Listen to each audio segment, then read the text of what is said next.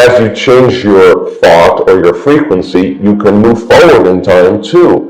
And in forward in time, there's an infinite number of possible yous that also exist as potentials.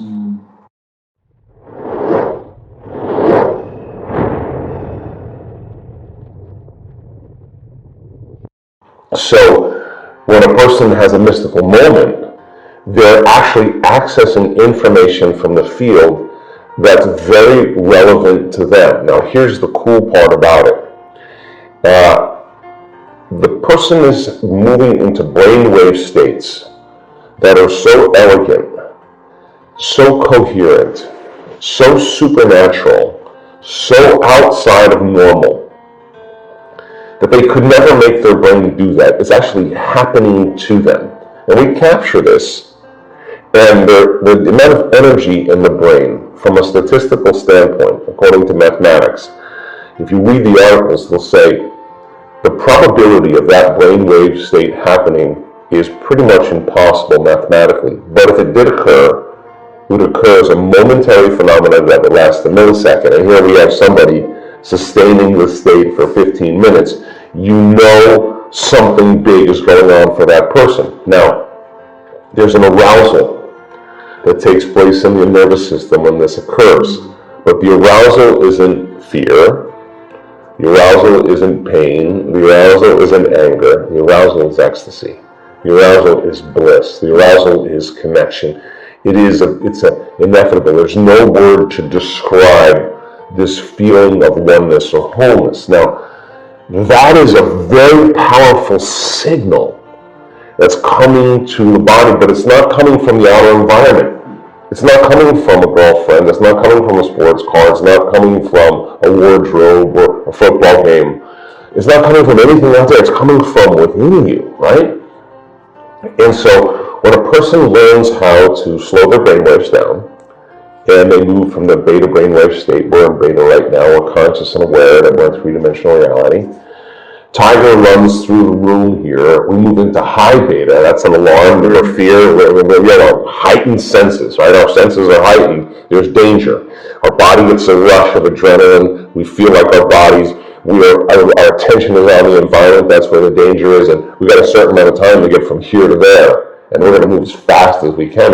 That's what stress and survival does. People spend 70% of their life living in the state, right? So then you teach people then a formula to learn how to slow their brainwaves down from beta to alpha. And when they do that, they cross the analytical mind, they stop thinking and analyzing, and in alpha, the voice in your head goes away, and instead of hearing that chatter, in alpha, you're more creative. You see images and pictures. It's a state of imagination, right? It's a creative state.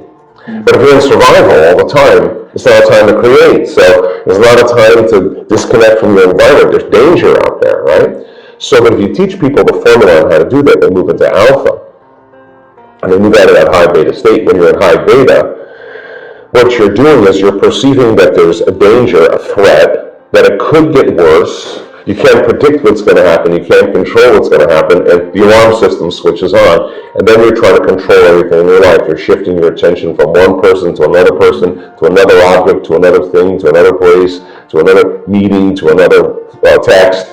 And every one of those elements that make up your identity, that's identifying with your three-dimensional reality, has a neurological network.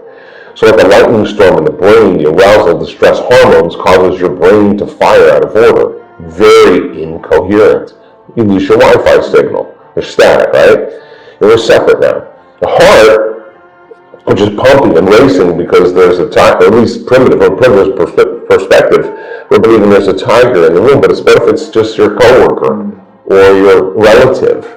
And now the heart is pumping blood against a closed system. You're not running, you're not fighting, and you're not hiding it. The incoherence in the brain and the heart, when the waves come together, when they're out of order, they're destructive, and we lose energy in our brain and our heart. So we can't think, we can't trust, we can't dream. The heart is the creative center, right?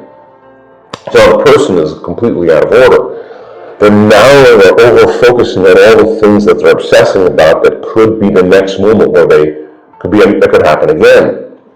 When a person broadens their focus and they start to slow their brain waves down and move into alpha, by putting their attention on that frequency, on that energy, on nothing, there's an entrainment that starts to happen in the brain, and the brain starts to synchronize.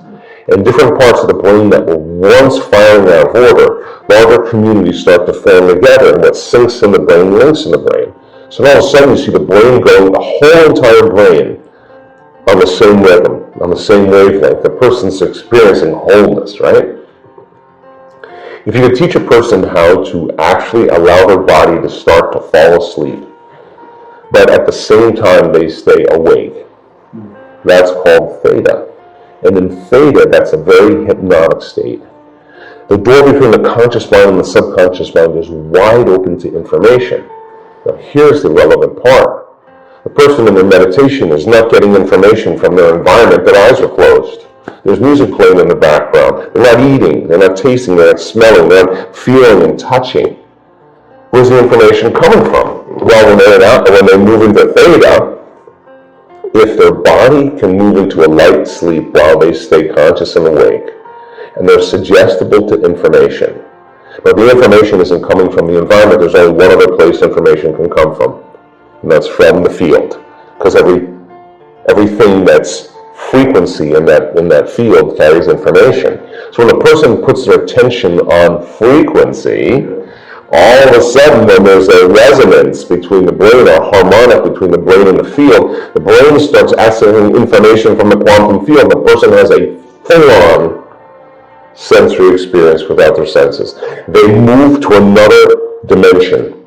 And when I say full-on sensory experience without their senses, I mean it's more real than this, where we're sitting right now. So think about this. If your senses were heightened by 30% right now, everything you were seeing, everything you were hearing, everything you were smelling or tasting, everything you were feeling, if your senses were heightened by 30%, your awareness of everything around you would be heightened, right? Awareness is consciousness, and you can't have consciousness without energy. So we see these dramatic changes of energy in the brain when a person's connecting, and the arousal is activating a little gland in the back of the brain called the pineal gland that acts like a radio receiver. It literally has crystals in it that's transducing. They call it a transducer. In our brain. Right in the back of the brain. It's transducing like a radio receiver, like a TV antenna. It's taking that frequency and de-encoding it, descrambling it into profound imagery. And the person is all of a sudden in a whole other space, in a whole other time. And they're not wearing this costume to the masquerade. They're in another world. And so think about this.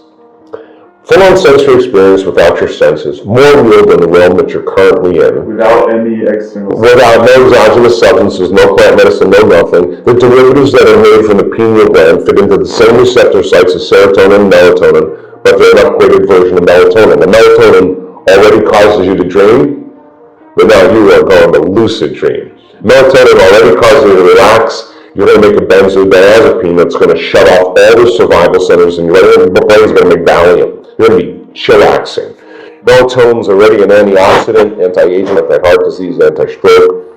All of a sudden now, you're going to produce two derivatives, the most powerful antioxidants known to man.